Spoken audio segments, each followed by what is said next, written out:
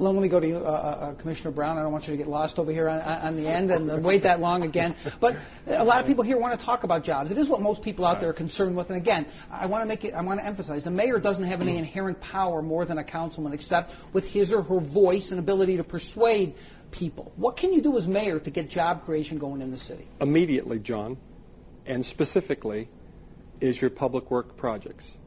We have a $1.5 billion up to $2 billion of public work projects just about shovel ready, from the Beltway to the Boulder City bypass to the I-15 to Project Neon. All the projects are there. But government and the mayor at the city has to create the capital program, dedicate those capital dollars, and protect those capital dollars. The last few years, the state has raided capital funding from local governments. The last 2 years, the city and the county have transferred capital dollars to operating. If you want to create jobs immediately, protect and dedicate that fund. That's number one.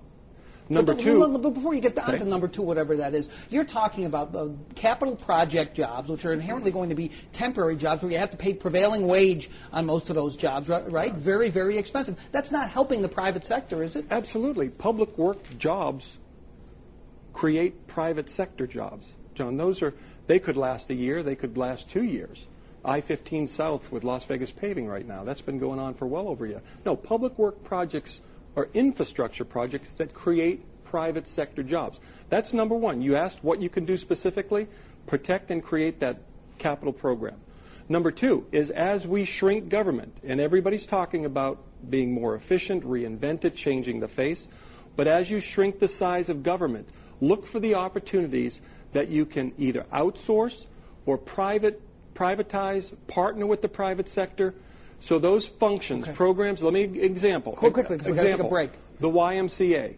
We created, I don't know how many, hundreds of jobs with the YMCA coming in and managing 2 city community centers.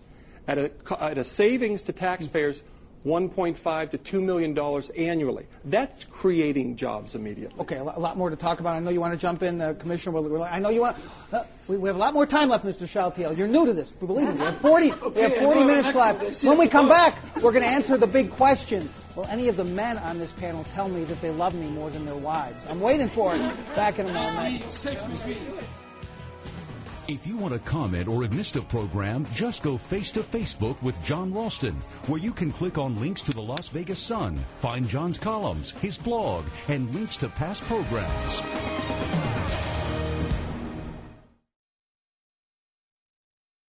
You're watching a special edition of Face to Face with Jon Ralston, the Las Vegas mayoral debate. Welcome back to our mayor's debate. We have 5 of the leading candidates here. Early voting is only a week away. Don't you want this to go on forever? Well, it won't, but we're trying to determine some differences between the candidates tonight right here on this program. All right, I know you wanted to jump in. I'm going to let you jump in real quickly about jobs, I assume. What I wanted to say is economic development. We've been talking for the 33 years I've lived here about diversifying. One way that you do that is from day one fee, one form, so the business can navigate easily. Number 2, we should work on the businesses that are already located here and focus on those small businesses, which are the backbone of a country, the backbone of the city, and figure out with them jointly on how do we find who their vendors are, who are their goods, where can we start some additional businesses that help them grow. There are things that the mayor can do to set the climate and the stage for being able to do that. Number 1, you go, do what I'm already working on. I'm working on an ordinance for all 4 sections of the jurisdictions to be able to come up with a business license combined consolidated form. But you also have to translate and change the culture into one of customer service. And as mayor, you lead by example. You make sure that you're working with people. You smile. You do trainings with folks on how do you say to business, we're here to serve you, not the other way around. And I think as mayor, I've done that already, and I plan on doing it again. I don't remember you smiling that much over the years. You sure you could smile? I've always smiled. Go ahead. A consensus builder and a salesperson. That's part of what I have been doing for most of my life. I know that the Cleveland Clinic Lou Ruvo Brain Institute is now moving forward and has 3 other parcels upon which they can expand, bringing in that medical tourism that everybody's talked about. Practically being out there just these 5 weeks came to my thought through one of the interviews, the lockbox. Every time you send off and pay a bill, Look where you're sending it, to Arizona, to California, somewhere else.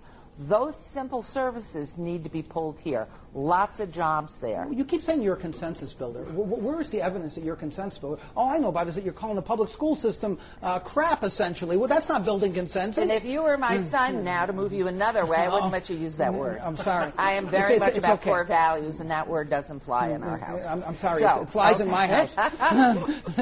you're in my house now. Okay. But seriously, you're essentially right. Where's the evidence that you're a consensus builder? And this is a little political too, because I've been asked this same question by most of the unions that I visited. When I was interested, again, starting with the school district at 2, moving now to 48. We have 3 sons that have gone through the school district, all gone on to postgraduate degrees, have come back here to live. But we were hands-on parents. As Chris has already said, that's critical. But what I'm talking about was when that problem became evident in the late 70s, I was one voice. I went to the head of the school district and I said, I see these issues. We're going to be bilingual in Spanish. The sooner you start teaching this, the better it is for everybody. The technology, this whole world is going in that direction. You need to start that in kindergarten. We're now 48. I was one voice, and he said, I'm sorry, you need to go to the legislature and lobby. When we had a meeting down at Cashman Field with 300 families showing up to see what this crazy idea was, we were now a body of 300.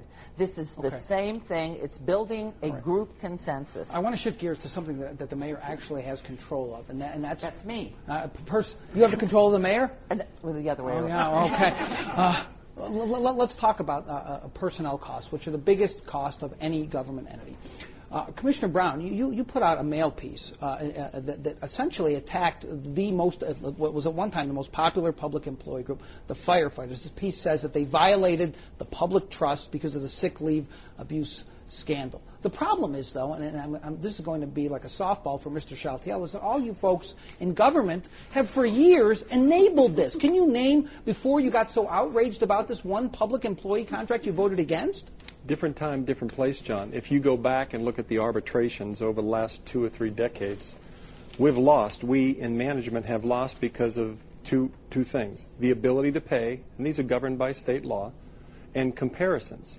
What does a firefighter make in Henderson? Not comparisons to the private sector or nationwide. So the statutes were very restrictive. The ability to pay, obviously anybody that's following the budget right now understands that we have no money. And the firefighters have certainly set the new precedent. It's the new reality. No, but the problem was when there was all this money and the boom times and there was go, you guys didn't care what you gave them in your contracts. You didn't scrutinize them well enough, and all this money was flowing to them, and they got these great provisions in their contracts. Isn't that what happened? If you go back again, John, 20 years, any time that we challenged a collective bargaining agreement, we lost. Coming into this time with I don't remember elected officials being very vocal about challenging these agreements. There's been a lot of arbitration. All right, before Mr. Chaltiel jumps out of his chair, I want to go to Mr. Ross first. I'm going to get to you just a second. Here's the problem, Councilman Ross, is that people are going to say the entrenched politicians can't do anything about this. They've enabled this. You're a union guy. You were the head of a union. Why would anybody think putting you in the mayor's spot is going to do anything except allow these contracts to go back to letting the good times roll? I mean, you only want acutely qualified, especially when it comes to collective bargaining with this group, John. So I'm keenly aware of how the collective bargaining process works. The public but you're going to be in management. That's an unfamiliar place for you. The public sector is much different than the private sector, and that's where I've been my entire life, has worked in the private sector. But those collective bargaining agreements in the public sector are much different. If you need to lay people off, you lay them off. We don't have seniority and longevity and all those other good things that city management, county management teams have allowed to been negotiated into those contracts. The idea is to not lay people off either. We've got to get with those collective bargaining units to get the numbers correct so they fit into the private sector, so it gives management the ability to do what it needs to do to save the city. You think you have the credibility to do that based on your background? Absolutely. You really do?